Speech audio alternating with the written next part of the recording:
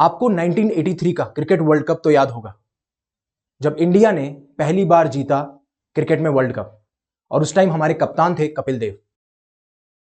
और वो जो मोमेंट था वो बहुत हिस्टोरिकल था, वो बहुत मैजिकल था।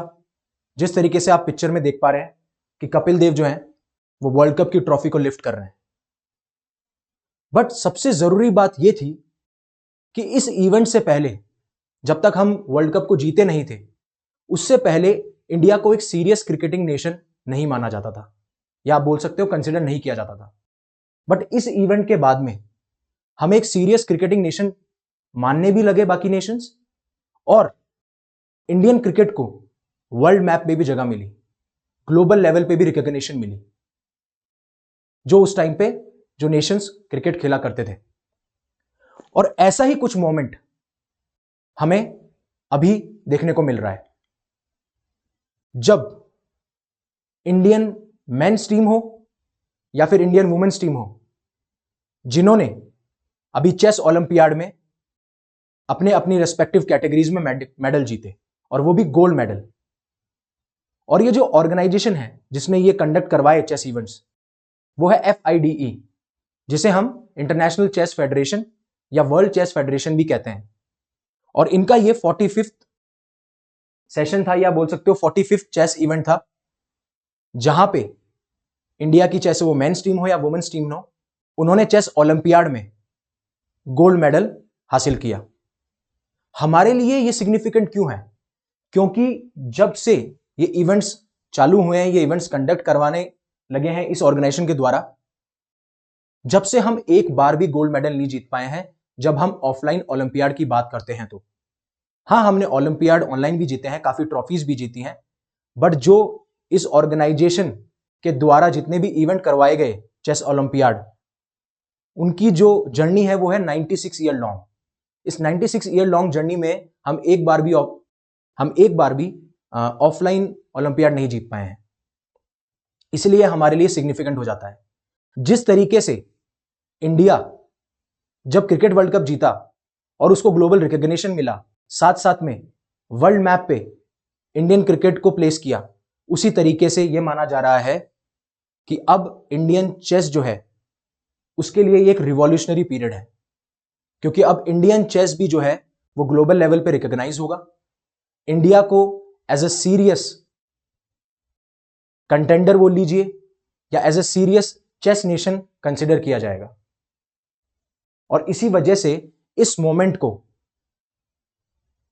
हम अलाइन कर रहे हैं, या फिर आप ये बोल सकते हैं कि हम इसको कंपेयर कर रहे हैं जिस तरीके से 1983 में हमने क्रिकेट वर्ल्ड कप जीता था। जिस तरीके से आप इस पिक्चर में देख सकते हो कि एक तरफ आपके इंडियन मेंस टीम है और एक तरफ आपकी इंडियन वुमेन्स टीम है, जिन्होंने अपनी रेस्पेक्टिव कैटेगरीज में गोल्ड मेडल जीता। जब हम बात करते हैं इंडियन मेंस टीम की, तो उन्होंने फाइनल में हराया स्लोवेनिया को, और उस टाइम उनका जो आप बोलेंगे कि क्या स्कोर था, तो ये बोलेंगे कि 3 उन्होंने जीत दर्ज करी और 1 में उन्होंने ड्रॉ किया। ऐसा ही हमें वुमेन्स टीम के साथ देखने को मिला जब वो फाइनल में अजरबैजान के साथ लड़ रही थी। उसमें भी सेम केस हुआ, 3 जीतें दर्ज करी और 1 ड्रॉ हुआ। अब हमारे लिए यह कि स्टोरी क्या है, यह कहानी हमारे लिए इतनी इंपॉर्टेंट क्यों होती है। जिस तरीके से मैंने आपको यह तो बता दिया कि ये इंडियन चेस को ग्लोबल लेवल पे रिकॉग्नाइज करवाएगा, हमारी डोमिनेंस रिफ्लेक्ट होगी, साथ साथ में हम क्या होंगे, ग्लोबल मैप पे भी हमारा एक वैल्यू होगा, हम अपने आप को प्लेस करेंगे। कहानी इसलिए इंपॉर्टेंट है क्योंकि इस बार हमने क्या है, इस बार इस जनरेशन को, जिस जनरेशन ने ये गोल्ड मेडल जितवाए हैं, हम उन्हें गोल्डन जनरेशन कह रहे हैं। क्योंकि पहले ऐसा हुआ करता था कि चेस इंडिया में सिर्फ एक, आप ये बोल सकते हो कि ऐसा माना जाता था कि 1 या 2 इंडिविजुअल ही फेमस हैं, लेकिन अब हमारे पास में मल्टीपल चेस प्लेयर्स हैं। इसलिए हम कह रहे हैं कि it is India's golden generation, और इसलिए इंपॉर्टेंट बन जाता है जिस तरीके से हमने परफॉर्म किया है इस चेस ओलंपियाड में। अगर मैं इंडियन मेंस टीम की बात करूं तो आप देखेंगे देयर वर 44 गेम्स, और हमने जो शक्तिशाली प्रदर्शन किया है इन 44 गेम्स में सिर्फ हम एक गेम हारे हैं। 27 गेम्स हम जीते हैं और बाकी के बाकी सारी ड्रॉ हुए हैं। और इंडियन वुमेन्स टीम ने भी यही चीज रिफ्लेक्ट की है जब उन्होंने फाइनल में अजरबैजान को हराया है। आप ये देख सकते हैं, ये हमारी इंडियन मेंस टीम है, चाहे से अर्जुन एरिगासी हो, रमेश बाबू प्रगनंदा हो, डी गुकेश हो, विदित गुजराती हो, पेंताला हरिकृष्णा हो। और इस जीत के बाद में जो इंडियन स्कीपर हैं विदित गुजराती, उन्होंने ये बोला कि जिस तरीके से इस बार लोगों ने फाइनल्स में या जब चेस लाइव खेला जा रहा था, जिस तरीके से लोगों ने पार्टिसिपेट किया, उन्होंने बोला कि लगभग 70,000 लोग देख रहे थे ऑनलाइन और वो इस चीज से भी मोटिवेट हुए, उन्हें एक्स्ट्रा मोटिवेशन मिला ये गोल जीतने के लिए। ऐसे ही हमारी इंडियन वुमेन्स टीम है, आप वंतिका अग्रवाल ले लीजिए, दिव्या देशमुख ले लीजिए, हरिका द्रोणावाली ले लीजिए, वैशाली रमेश बाबू ले लीजिए, तानिया सचदेव ले लीजिए। अब ये हमारे लिए स्पेशल क्यों है? क्योंकि इससे पहले हमने ऑनलाइन में गोल्ड जीता है, when it comes to chess olympiad हमने काफी ट्रॉफीज जीती हैं, बट जब हम ऑफलाइन चेस ओलंपियाड की बात करते हैं तो हमने इससे पहले कभी भी गोल्ड नहीं जीता था, इसलिए यह सबसे ज्यादा इंपॉर्टेंट बन जाता है। और यह रिफ्लेक्ट करता है कि इंडिया जो है वो अपने आप की डोमिनेंस दिखा रहा है, वो एक चेस सुपर पावर निकल के आ रहा है। जिस तरीके से जो इंडियन टीम के कैप्टन थे श्रीनाथ नारायण, उन्होंने इस चीज को मेंशन किया।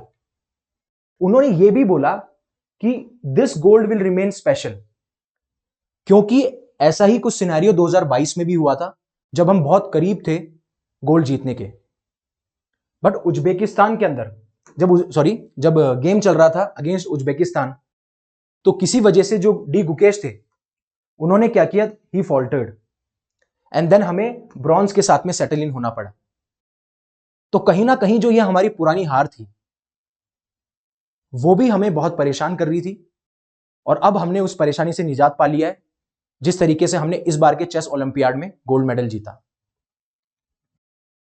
और ये चीज ये रिफ्लेक्ट करती है कि किस तरीके से चेस का राइज होगा, बिकॉज 2 गोल्ड मेडल जीतना हमारी, चाहे से वो इंडियन वुमेन्स टीम हो या फिर मेंस टीम हो, उनके द्वारा इस गेम को और फर्दर लेके जाएगी और इसका पोटेंशियल और बढ़ेगा। और अगेन जो ग्लोबल चेस लीग के सीईओ हैं समीर पाठक, उन्होंने ये कहा कि ये 1983 मोमेंट है हमारे लिए, तो क्योंकि इससे पहले हम कभी भी ऑफलाइन ओलंपियाड में गोल्ड मेडल नहीं जीत पाए थे, और यही चीज यहां पर रिफ्लेक्ट होती है। जिस तरीके से 1983 में हमने क्रिकेट वर्ल्ड कप जीता, और उसके बाद में जिस तरीके से कमर्शियल रिवॉल्यूशन आया इंडियन क्रिकेट का, उसी तरीके से इंडियन चेस का भी एक तरीके से ये रिवॉल्यूशन आएगा। और इसके बारे में बात करते हैं ग्लोबल चेस लीग के जो सीईओ हैं समीर पाठक। पाठक साहब ने और एक पॉइंट आउट रेज किया कि जब इंडिया ने परफॉर्म किया था, बात करेंगे ऑनलाइन चेस ओलंपियाड की 2020 के अंदर, तो उस टाइम पे जो हमारे आनंद महिंद्रा हैं, ठीक है, जो कि बिजनेस टाइकून है, वो भी इस चीज को देख रहे थे, ठीक है, उन्होंने भी इस चीज को रिकॉग्नाइज किया था जब इंडिया ने गोल्ड मेडल जीता था 2020 के अंदर। और उसी के बाद में क्या हुआ, ग्लोबल चेस लीग को लॉन्च किया गया। और इस टाइम के सिनेरियो में चेस सिर्फ एक not about one Indian player, it is about what, it is about multiple players, ठीक है, गुकेश हो गए, अर्जुन हो गए, प्रगनंदा हो गए, जैसे मैंने आपको बताया। That's why it is considered as golden generation for chess. अब बात यह आती है कि अचीवमेंट्स को रिकॉग्नाइज करना बहुत जरूरी है। इसलिए इंपॉर्टेंट है कि इस चेस इवेंट में अराउंड 163 कंट्रीज ने पार्टिसिपेट किया। तो आप सोच सकते हैं कि कितना डिफिकल्ट हो जाता है एक कंट्री के लिए गोल्ड मेडल जीतना। उसके अलावा भी काफी स्ट्रगल्स इन्होंने देखे हैं, स्ट्रगल जैसे कि मतलब इसी इवेंट के दौरान पावर इश्यूज आए, इलेक्ट्रिसिटी इश्यूज आए, जिसकी वजह से सर्वर के जो लिंक थे वो डिस्कनेक्ट हो गए और काफी मैचेस इसी तरीके से आप कह सकते हो कि खराब हुए। लेकिन उसके बावजूद भी, और इसी चीज को कंफर्म करने के लिए जो 5 टाइम वर्ल्ड चैंपियन है हमारे विश्वनाथ आनंद, उन्होंने भी ये कहा कि मैंने भी ये इश्यूज फेस किए।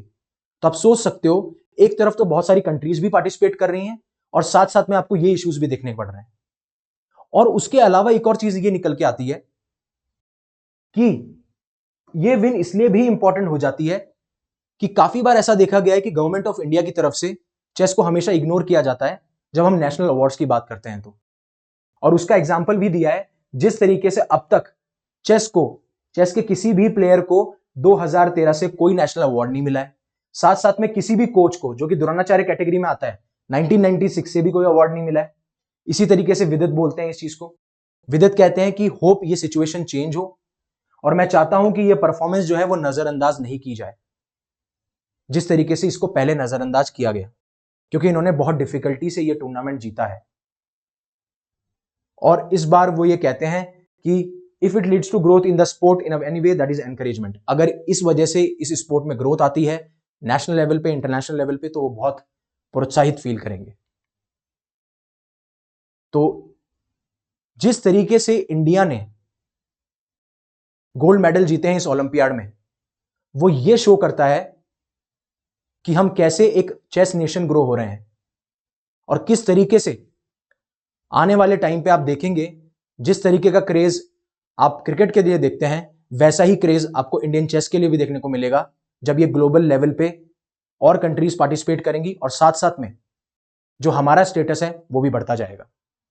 तो होपफुली आपको ये सब कुछ समझ में आया होगा जो मैंने डिस्कस किया। So thank you very much for watching me.